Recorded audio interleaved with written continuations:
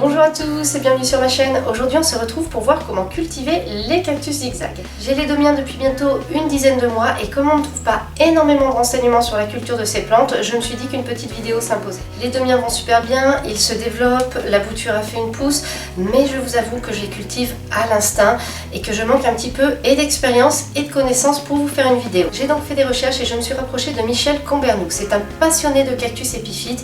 Il a un blog qui regorge de renseignements, de photos sur tous les cactus épiphytes. Il est très pointu, il en cultive, il arrive à les faire fleurir, enfin franchement il se débrouille super bien.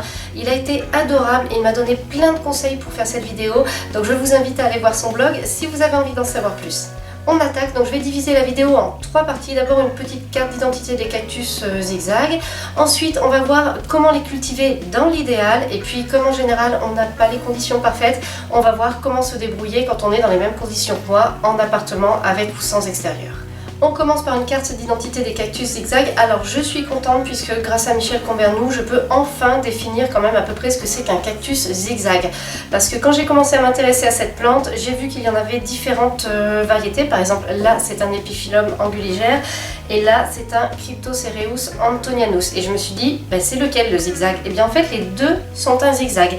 On trouve aussi, alors attendez j'ai noté le nom parce que je vous avoue que les noms latins je ne les retiens pas tous.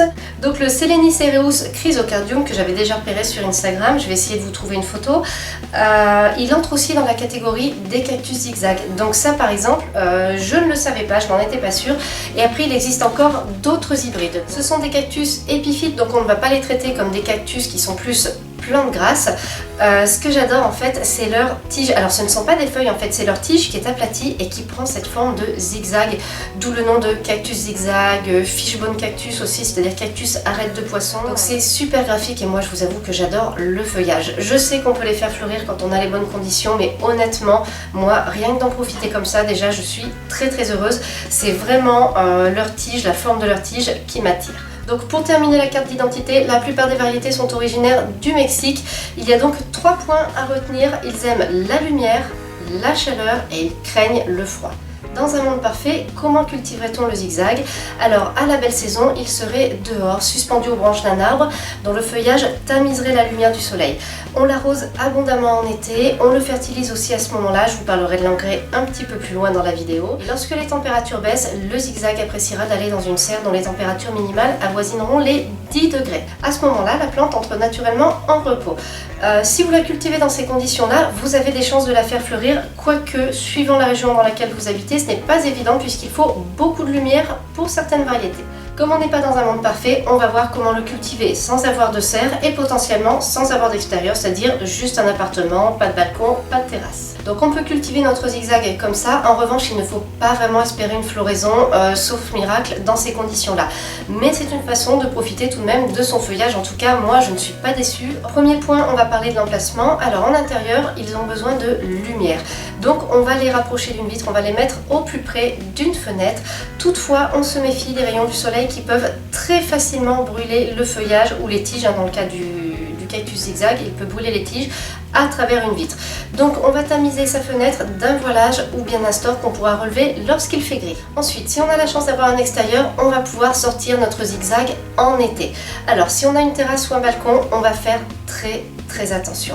En général, sur un balcon, sur une terrasse, il fait très chaud. La lumière se reflète énormément. Donc on va vraiment le mettre à l'abri, à l'ombre d'une autre plante, à l'ombre d'un parasol, pourquoi pas, qu'on va refermer les jours où il fait gris, puis qu'on va bien attacher aussi pour ne pas avoir d'accident sur le balcon. Donc on fait très attention au soleil qui tape et à la chaleur qui en résulte. On n'oublie pas, quand on sort une plante de l'intérieur vers l'extérieur, il faut qu'elle s'adapte progressivement à cette quantité de lumière d'un seul coup qui arrive sur son feuillage. Donc on le sort progressivement, au départ vraiment à l'ombre, et puis après petit à petit on tamise doucement en laissant un petit peu de soleil le toucher éventuellement quand il ne fait pas trop chaud. Je vous conseille autre chose au niveau de l'emplacement en extérieur pendant la belle saison. Donc si c'est une terrasse ou un balcon et que vous le posez au sol, attention, le sol peut être brûlant quand le soleil tape. Dans ce cas-là, n'hésitez pas à utiliser une palette, un caillebotis, à le poser sur une petite table, quelque chose qui va l'isoler du sol qui est si brûlant. Cela évitera à la plante de souffrir de la réverbération de la chaleur et puis le substrat séchera beaucoup moins vite. Donc là on parle de conditions où on n'a pas de serre, mais si jamais vous avez la chance d'avoir une véranda ou bien un sas devant la porte de votre maison qui n'est pas chauffé mais qui est bien lumineux, quand l'automne et l'hiver arrivent, n'hésitez pas à placer votre zigzag dedans. Du moment que les températures restent supérieures à 10 degrés, il sera toujours mieux là que dans un intérieur. On passe à l'arrosage. Emplacement arrosage, c'est un petit peu le nerf de la guerre. Après, on a d'autres choses à voir, mais le plus important est là. Je vous le disais en début de vidéo, les cactus épiphytes ont quand même besoin d'eau. À la belle saison, on les arrose assez fréquemment et abondamment. Michel Combernou nous suggère d'utiliser de préférence de l'eau de pluie. Donc, si vous avez la chance de pouvoir récupérer de l'eau de pluie, faites-le, la plante vous en remerciera. En automne, en hiver, on réduit bien entendu les arrosages, mais si comme moi, votre zigzag est dans un intérieur chauffé, voire surchauffé, mais 23-24 degrés, voilà, n'oubliez pas de l'arroser quand même. On ne peut pas laisser une plante sans eau quand il fait trop chaud. Autre chose, la fertilisation, les cactus zigzag n'y coupent pas, comme énormément de plantes. Ils aiment bien être fertilisés à partir du mois de mars-avril, à la reprise en fait, tout simplement quand les beaux jours reviennent, qu'on a plus de lumière, que les journées s'allongent. Voilà, et ensuite on arrête quand il se met à faire plus gris, à faire plus froid, etc. Si vous suivez tous ces conseils, vos cactus zigzag vont se porter bien, ils vont prospérer et vous allez être amené à les rempoter. Alors on va faire ça de préférence au printemps et surtout, s'il y a un conseil que je peux vous donner, c'est n'utilisez pas de terreau pour cactus. Ce sont des terreaux qui sont bien trop drainants pour les cactus épiphytes. Donc moi j'utilise un mélange pour cactus épiphytes. C'est un mélange de 5 portions de terreau. Alors ça peut être du terreau universel, du terreau de rempotage, pour une portion de perlite. Voilà, donc 5/6, 1/6. Si jamais vous ne voulez pas le faire vous-même, je vous mets le lien en barre d'infos d'une pépinière qui en vend. C'est celui que j'utilise. En fait, il est de très bonne qualité. J'en suis très contente. Michel Combernou a une recette. Alors je ne la connais pas par cœur, donc je vais vous la donner. C'est sa petite recette personnelle qui est très efficace. Quand je vois l'état de ces cactus zigzag, il n'y a rien à dire. Il fait un mélange à part égale de terreau de jardinerie, donc du terreau lambda, avec du véritable terreau de feuilles, de la terre dite de bruyère, donc pas forcément la terre de bruyère, mais de la terre dite de bruyère, et de la perlite, donc un quart, un quart, un quart, un quart. Et parfois, il ajoute un petit peu de sable siliceux. Je vous avais dit que la vidéo était en 3 parties, mais quand même j'ai envie de rajouter une petite partie supplémentaire, puisque Michel Combernou a levé le voile un petit peu sur 2 mystères en fait, pour moi qu'il y avait autour de mes cactus zigzag. Le premier mystère étant ceci, cette magnifique pousse. Alors c'est génial, puisque quand je l'ai eu, il a mis tellement longtemps à la faire cette pousse que je me demandais s'il prenait racine. Mais le truc c'est que cette pousse est arrivée en automne, quand je me suis dit mais toutes les plantes entrent en repos, on va se coucher, etc.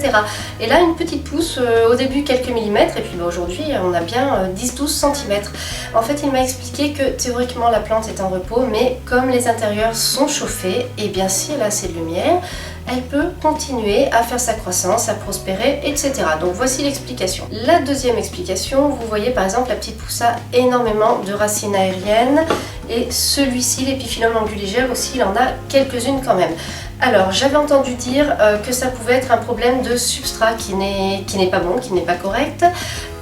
Ça peut être aussi, Michel Combernou me dit que ça peut être quand la plante n'arrive pas à s'hydrater suffisamment par le substrat. Dans ce cas-là, elle peut envoyer des racines pour essayer d'aller chercher de l'eau ailleurs.